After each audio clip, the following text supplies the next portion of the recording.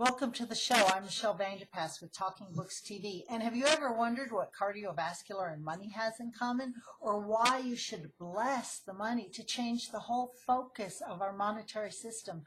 My guest today, Bonnie Willow from lovelightandbusiness.com. Welcome to the show, and tell me, what does cardiovascular system have in common with money? Well, hi, Michelle. Hi, everybody else. In order to help holistic practitioners understand how business works and why the different parts of business really matter, I created an analogy that holistic practitioners will understand. Because people with a spiritual and holistic and maybe an artistic sort of outlook may not understand why they should participate in the various aspects of business. A lot of people have found business to be, competitive and unpleasant and difficult to learn. So I have correlated the human body's anatomy to a business anatomy. And in the case of the cardiovascular system, the heart pumps blood throughout the body. You need blood to survive. The blood is kind of the first level of what's keeping you circulating. If your blood stops circulating and your heart stops, you don't live very long. In a business, this correlates to money. You need to keep money coming into the business, and you need to keep it pumping in and out, in and throughout. Receive money and pay bills. Receive money and give it to others, just like the cardiovascular system. If you start bleeding out more money than you bring in, your business doesn't have long to live.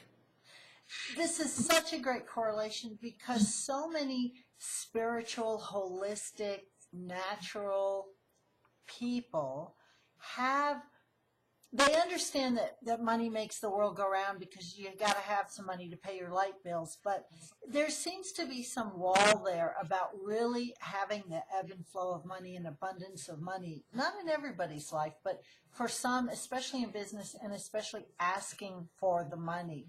And if you're in business, you have to learn to ask for the money. What would you suggest to a practitioner starting up their business on how they can get comfortable with this whole concept of money? First thing I would say is invest in a copy of this book, in business, because I covered that in quite a bit of depth. I help people to shift their formerly negative attitudes towards money, towards marketing, towards a lot of aspects of business, and show them the beautiful spirituality of it. A few of the things that I have to say about money is it is a very effective form of barter. A lot of people prefer barter, but money is the easiest form of barter. You can exchange money for anything. So it can be looked at that way. You can bless your money when you are giving it out to others. You can bless your money when you receive it, and thus you can play your part in uplifting the entire financial system so that it can be lifted to a higher level. And putting a blessing on the money really helps people who are spiritually grounded and come from a place of heart-centeredness really bring that into full circle for themselves. And what a lovely concept. Thank you for that. You can also become quite aware and keep it foremost in your mind. What are you doing with your money? Why is it that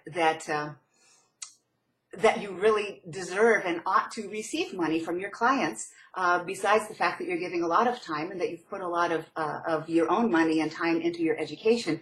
You are giving great value. But also when you receive this money, you allow yourself to give your gifts to the world, and you then have enough money to support others. There's a lot of positivity that can be understood about the financial system.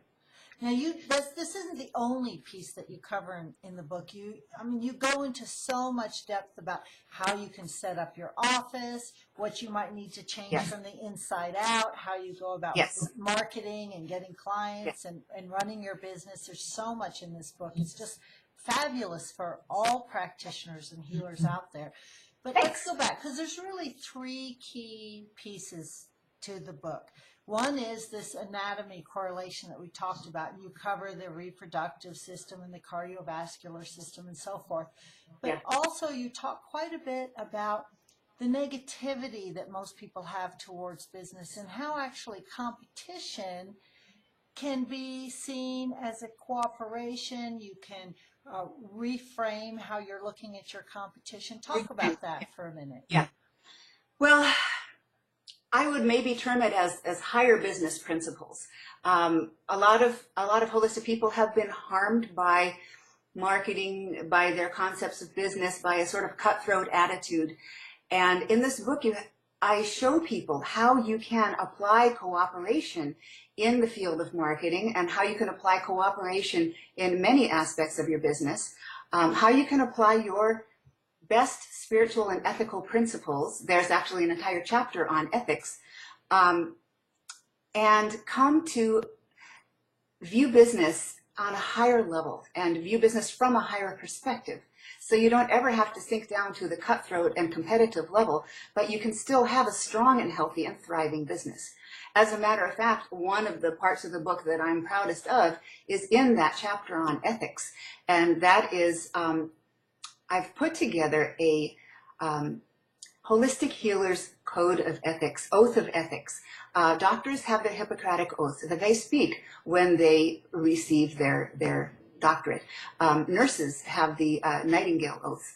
Chiropractors have their oath, but holistic healers have not had one. So I took all of those oaths and put pieces together that make sense.